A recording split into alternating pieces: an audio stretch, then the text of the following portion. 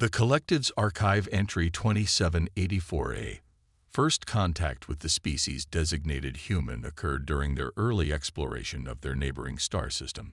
Initial observations classified their homeworld as a Class 12 death world, previously thought to be incompatible with sapient life. The species showed remarkable diplomatic aptitude and technological innovation, despite their harsh origins. Current status: limited membership granted, with monitoring protocols in place. Dr. Maya Rodriguez stood at the viewport of Ganymede Station, watching Earth rise over Jupiter's largest moon.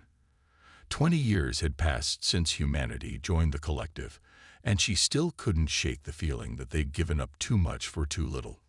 The Collective had welcomed them with open arms, or whatever passed for arms among the various species, but their safety protocols had effectively contained human expansion to a handful of colonies.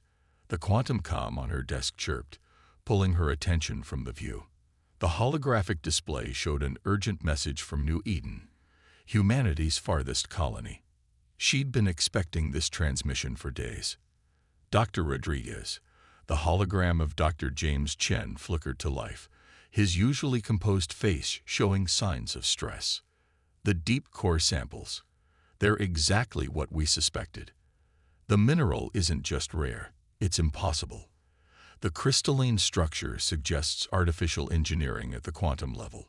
Someone was here before us, before the Collective, and they left something behind. Maya's hands tightened on her desk.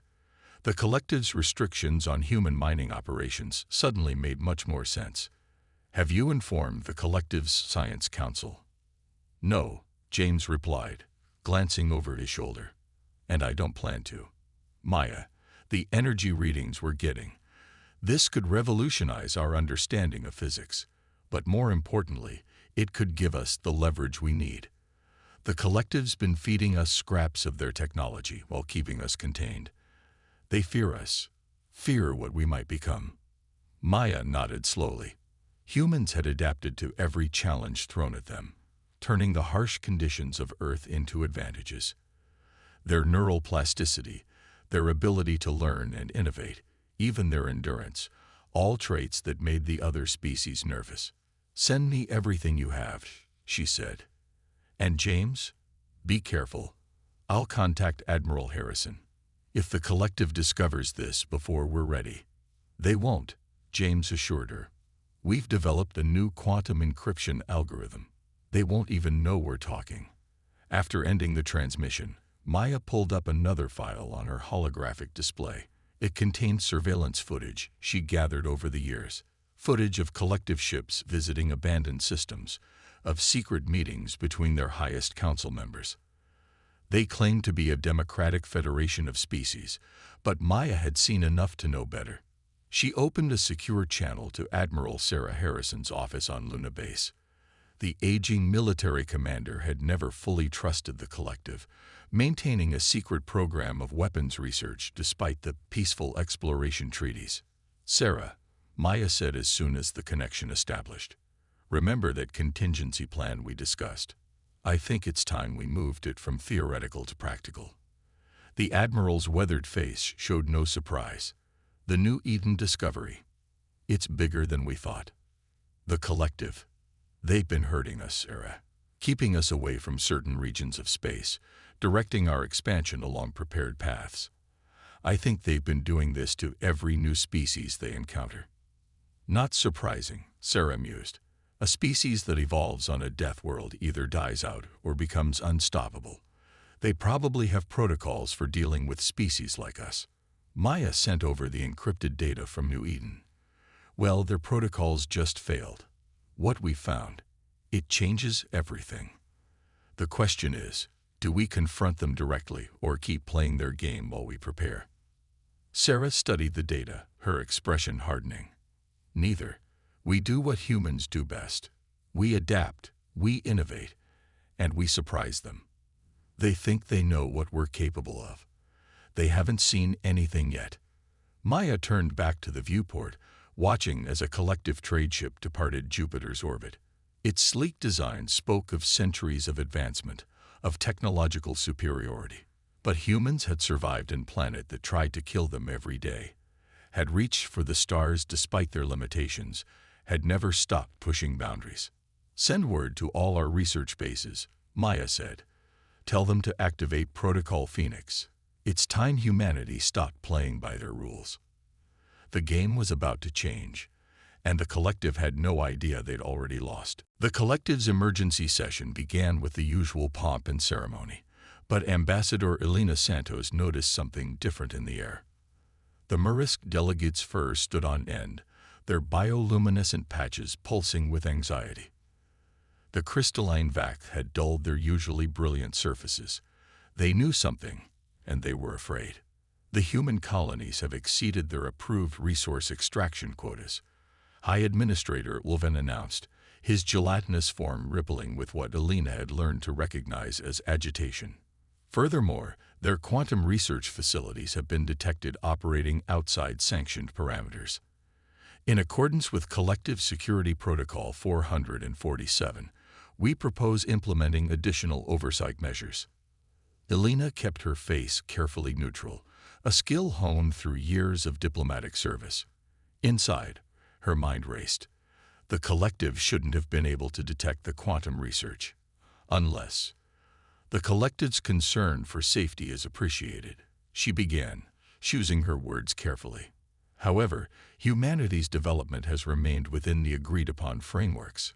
Perhaps there has been a misunderstanding of our technical specifications. A quiet ripple of movement passed through the chamber. The VACT representative, Commander Zareth, stepped forward, crystal facets reflecting the chamber's light in sharp patterns. "There is no misunderstanding, Ambassador Santos. We have detected quantum fluctuations consistent with Class 9 technology research. Your species was restricted to Class 6 development paths." Elena's comm unit vibrated subtly against her wrist. A message from Maya. "Collective spy network confirmed. New Eden compromised. Protocol Phoenix activated. Play for time." "Commander," Elena smiled, channeling the diplomatic warmth that had helped humanity join the collective 2 decades ago. "Surely you remember that humanity's greatest strength is our ability to innovate within established parameters. If our research appears to exceed Class 6, it's merely a reflection of our efficient use of approved technologies."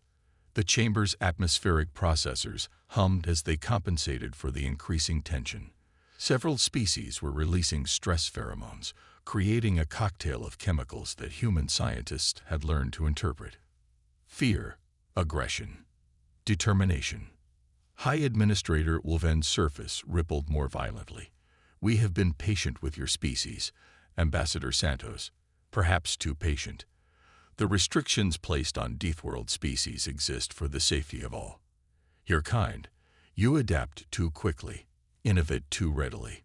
The protocols exist to ensure controlled development." "Controlled by whom, Administrator?" Elena's voice carried clearly through the chamber, her smile gone. "And to what end?" Humanity joined the collective as equals, not as subjects to be managed. "Equals." The word came from the Murisk delegation, a hiss of derision. "Your species emerged from a planet that should have killed you. You turned poisons into medicines, radiation into power, death into opportunity. You are not equal. You are an anomaly that must be contained." Elena stood straighter, feeling the weight of the moment. Her next words would either buy them the time they needed or trigger an immediate crisis. She thought of the quantum crystals discovered on New Eden, of the hidden research facilities across human space, of Protocol Phoenix waiting to be unleashed. "The collective speaks often of unity through diversity," she said, her voice carrying a new edge that made several delegates step back. "Yet you fear true diversity, don't you? You fear species that don't fit your models of controlled evolution. Tell me, how many other civilizations have you guided into comfortable stagnation? How many potential rivals have you contained through these protocols?" Wolven's form froze, outer layers crystallizing in shock. "You dare."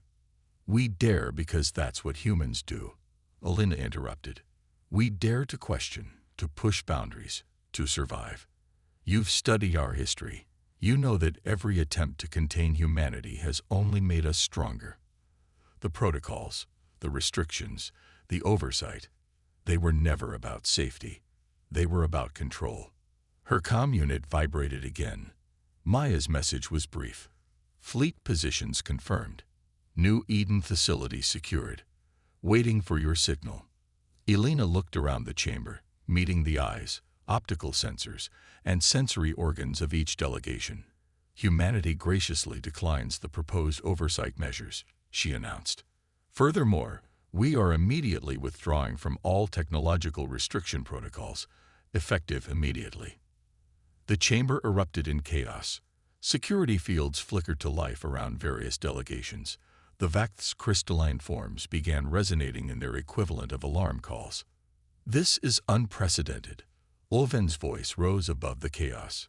The consequences will be interesting, Elena finished for him. She pressed a small control on her comm unit, and holographic displays sprang to life around the chamber. They showed human ships emerging from stealth fields throughout collective space, ships whose designs defied the approved technological restrictions. Humanity has never played your game, Administrator. We've been playing our own. As alarms began blaring throughout the collective's capital station, Elena allowed herself a small, genuine smile. The next few days would reshape the galaxy, and humanity was done pretending to be less than they were.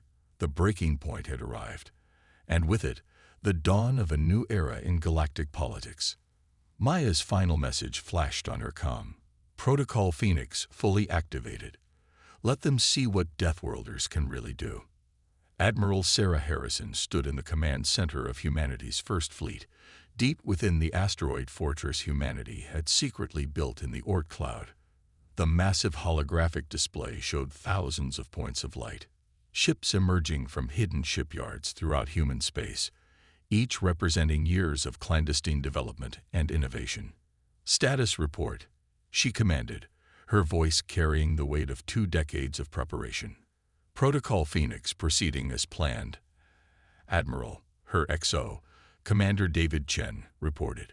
The quantum fold drives are fully operational across all vessels. The collective's sensor networks are still trying to adapt to our stealth systems. Sarah watched as the tactical display updated in real time. The collective's response forces were moving exactly as predicted, clustering around their major population centers and trade routes. They still thought in linear terms, still believed in conventional warfare. They were about to learn how humanity fought when pushed into a corner. Signal from Ambassador Santos confirmed, a communications officer announced. The collective has rejected our final offer for peaceful recognition of human autonomy. They're mobilizing their peacekeeping fleet. Sarah allowed herself a grim smile. Peacekeeping. That's what they called the forces they used to subjugate the Arcturus Alliance a century ago. How long before they reach New Eden? At their current velocity, 6 hours, Admiral. Perfect. Sarah activated the fleet-wide command channel. All ships, this is Admiral Harrison. For 20 years, we've hidden our true capabilities. We've let them think they had us contained, controlled, domesticated. Today that ends. She nodded to Commander Chen, who initiated the quantum encryption protocols they'd developed using the crystals from New Eden. The collective wouldn't be able to intercept their communications now. Battle Group Alpha, execute Operation Thunderbolt. Show them what happens when you corner a Deathworlder. Across human space, ships began disappearing from conventional sensors, their quantum fold drives bending space in ways the collective had deemed theoretically impossible. The technology they'd discovered and reversed engineered from New Eden had given humanity capabilities that surpassed even the collective's most advanced systems. Multiple collective capital ships approaching the Proxima Centauri defense line. Tactical reported. They're broadcasting surrender demands on all frequencies. Let them talk, Sarah replied, watching as Battle Group Alpha materialized behind the collective fleet. Lieutenant Ross, initiate the quantum disruption fields. The effect was immediate and devastating. The collective ships, reliant on conventional faster-than-light technology, found themselves trapped in normal space. Their advanced weapon systems, designed to overcome traditional defenses, prove useless against humanity's quantum-shifted hulls. Admiral. Commander Chen's voice carried a note of concern. The Vakth dreadnoughts are attempting to activate their crystal resonance weapons. As expected, Sarah nodded. Deploy the resonance inverters. Let's show them what we learned from studying their technology. The massive Vakth ships, pride of the collective fleet, suddenly found their greatest weapons turned against them. The crystalline structures that powered their vessels began vibrating at frequencies that threatened to tear them apart. Collective command ship is broadcasting, Admiral. High Administrator Leuven is requesting direct communication. Sarah straightened her uniform. Put him through on the main display. Let's hear what they have to say now that the tables have turned. The holographic image of Leuven appeared, his gelatinous form showing signs of severe stress. This is impossible. Your species was contained, monitored. How did you develop these technologies without detection? Administrator. Sarah's voice carried the same calm authority that had guided humanity's secret preparations for 2 decades. You made a fundamental mistake. You studied Earth's hostile environment and assumed you understood what made humans dangerous. But it wasn't the gravity, the predators, or the climate that made us Deathworlders. She gestured, and the tactical display showed more human ships emerging from quantum space, surrounding the collective's fleet. What made us dangerous was our drive to overcome limitations. Every restriction you placed on us became a puzzle to solve. Every technology you withheld became a challenge to recreate and improve. The quantum fold technology. Leuven's surface rippled with realization. The crystals on New Eden. You didn't just find them. You understood them. Better than that. Sarah smiled. We improved them.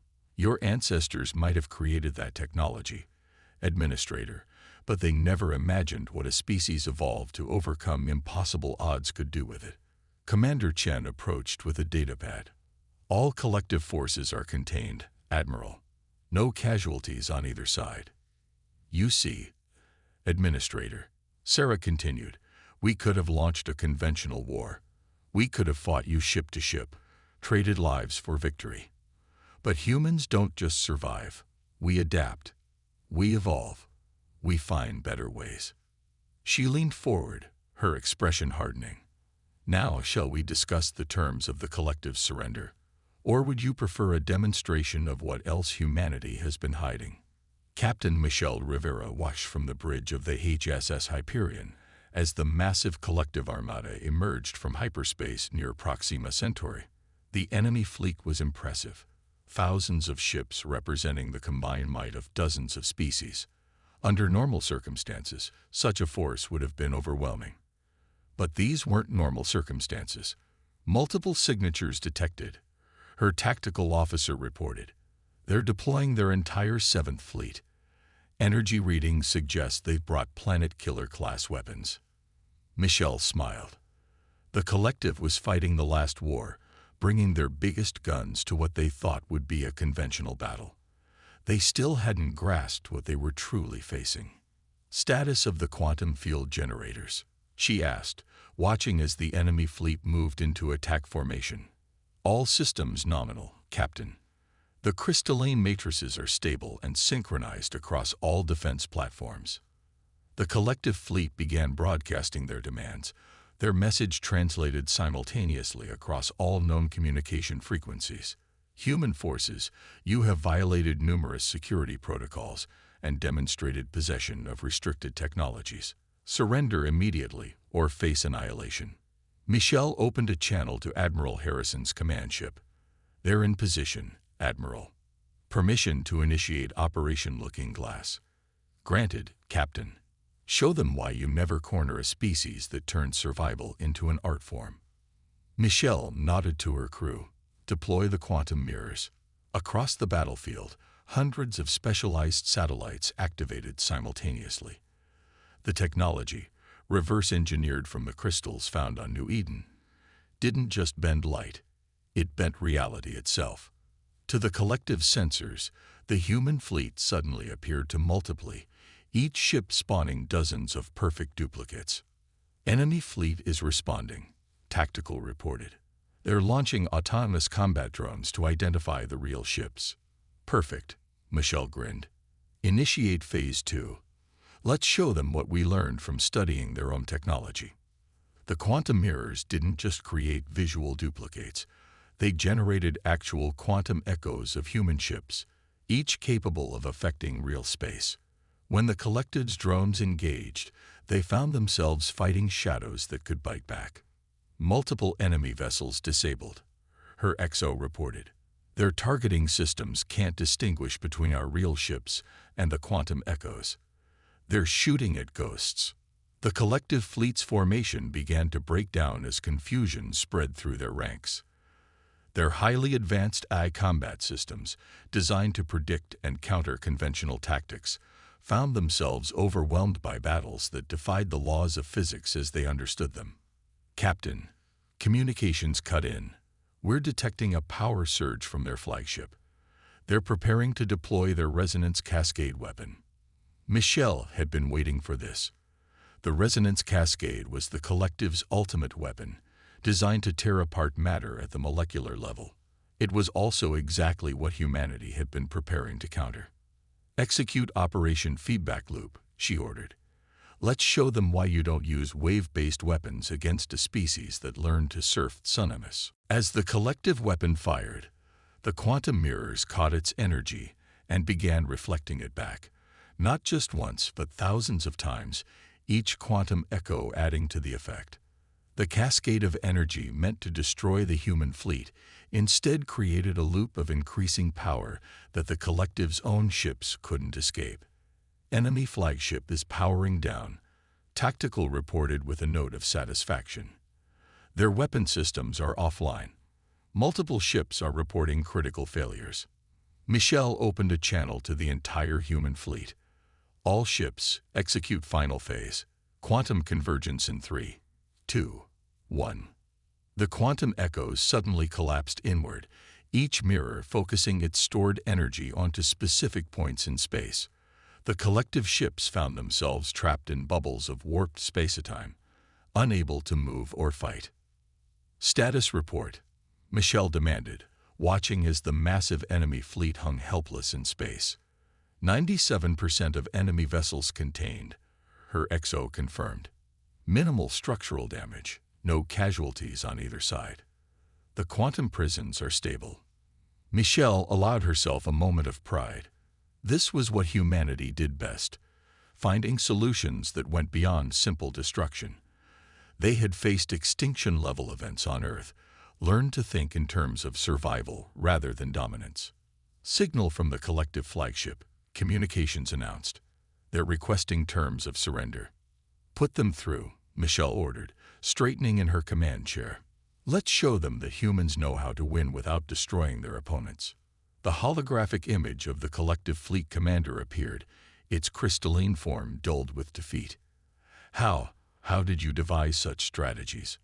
Our analysis indicated your species was centuries away from such capabilities. Michelle's response carried the weight of humanity's history of survival against impossible odds. You studied our world, our biology, our obvious weapons, but you never understood our greatest strength, our ability to look at the impossible and say we'll find a way. We didn't just develop new weapons, we changed the rules of warfare itself. 3 months after the Battle of Proxima, the galaxy had changed in ways few species had imagined possible. The Great Hall of Earth's first extraterrestrial embassy bustled with activity as representatives from across known space gathered not for surrender negotiations, but for something unprecedented, a true dialogue of equals. Dr. Maya Rodriguez stood beside Ambassador Elena Santos, watching as species that had once feared humanity now approached with curiosity and respect. The quantum crystal technology, rather than being hoarded as a weapon, had been offered as a foundation for collaborative research.